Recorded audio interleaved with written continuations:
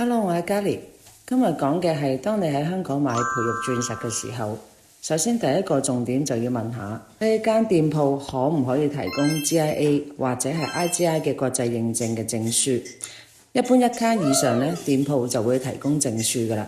但係香港呢，有啲店鋪竟然2、3卡都提供唔到任何國際嘅證書㗎喎。咁如果呢一間店鋪提供唔到呢一種國際認證嘅證書呢，好明顯啦，佢哋嘅培育鑽石一定有問題。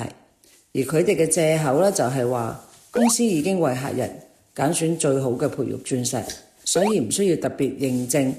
曾經有一位粉絲問我，點解佢喺另外一間店鋪1卡嘅圓形鑽石都係有證書，但係平我哋1000幾蚊嘅？